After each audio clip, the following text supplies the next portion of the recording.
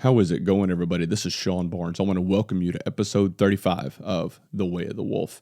On the show today, I'm going to be talking about remembering people's names.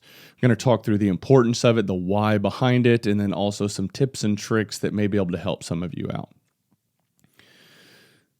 This actually came up on last week's episode. I had Daniel Wolfson on, and we had a great dialogue going back and forth. And I think at one point or a few points in the show, he and I both kind of admitted that we struggled with remembering people's names. This is something that's been tough for me my entire life. I've just always struggled with it. I don't know why. But in recent years, I've come to realize the value in something that may seem so trivial at first, and how it can positively impact and start building trust and relationships from the start.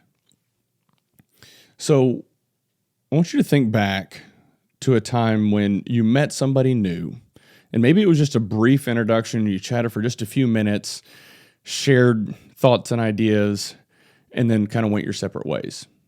And then maybe a week or a month go by, and you see them again. And they walk up and say, "Hey, Sean, how are you doing? It's been a while." How did that make you feel?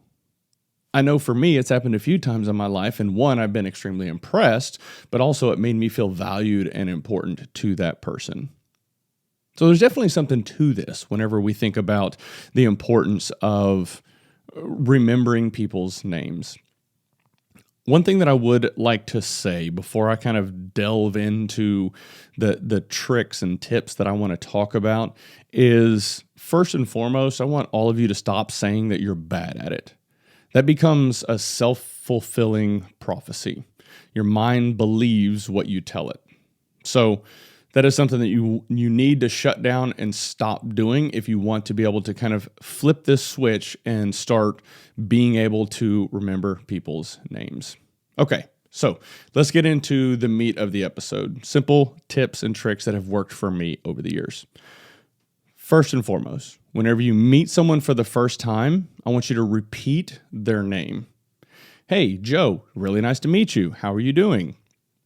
Or you can do a little trick that I like to do is, hey, whenever you meet them for the first time, ask them, "Hey, sorry, I didn't catch that. What was your name again?"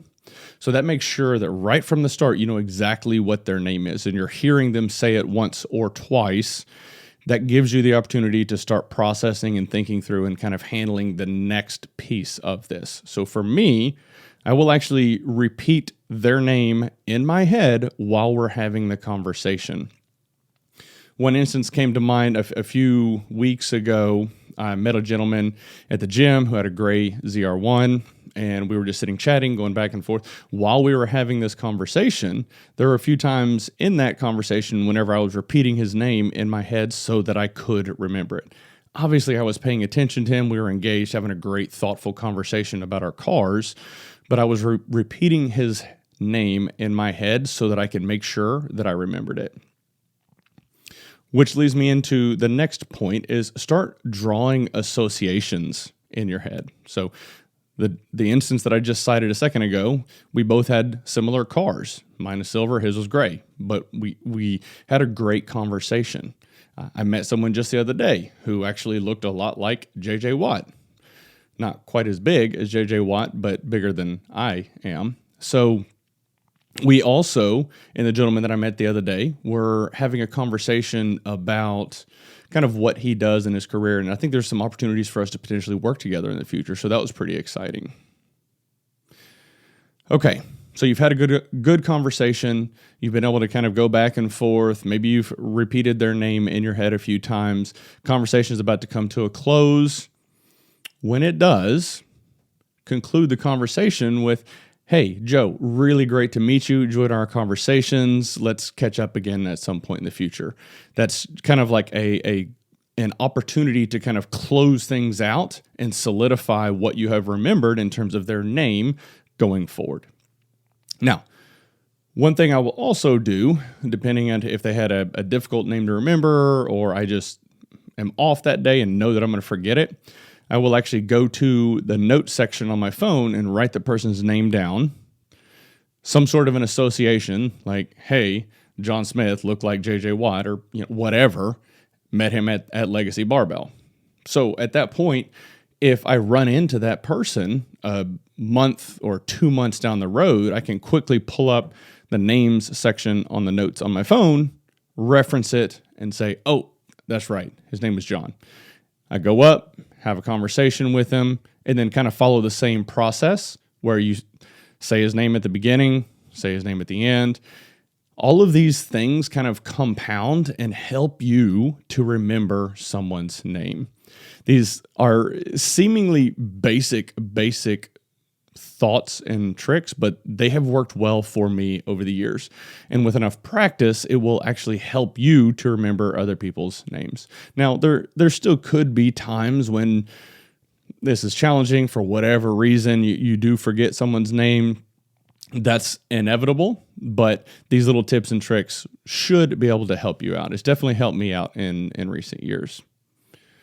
So one of the things that Daniel and I spoke about last week was the importance of networking, which is such a great episode. Please go check it out if you haven't had the opportunity to do so. Definitely getting a lot of downloads. There's a lot of engagement. People seem to like that episode with Daniel. He was sharing quite a bit of wisdom that people seem to like. So on the topic of networking, this week alone, I've actually had 2 people come up to me that I've never met before and say, hey, is your name Sean? Oh, okay. Well, obviously it is, but they knew me from the podcast. And somebody had shared the show with them. They liked it. And so that's just another element or another example of the power of networking. So for all of you introverts out there, get out of your comfort zone, do something that challenges you and forces you to level up so that you can expand your network and start building relationships and getting things done. Okay. One other thing that I want to touch on kind of as I start to wrap this up in terms of getting things done. I'm getting some shirts made for the show. It's going to have the wolf head logo right here on the left chest. And then on the back side, I'm going to have quotes that I have come across over the years that have been meaningful and impactful to me. So I'm getting the shirts made up right now. One of the things that I want to do is if any of you would like a shirt, please shoot me a message, Sean@thewayofthewolf.com, with some thoughts or ideas of content that you would like for me to cover. And if I like it, I will send you a shirt for free. I'll even pay for shipping. So just reach out to me. The thought here is just want to get some of you listeners some stuff that some swag that you might appreciate or like, and then also help me by getting some thoughts and ideas and content for the show. So that is really all I've got for the show today. Thank you so much. I really appreciate all of you that are subscribing and liking and following and sharing thoughts and ideas. So I can't thank you all enough. All right. Y'all have a good one.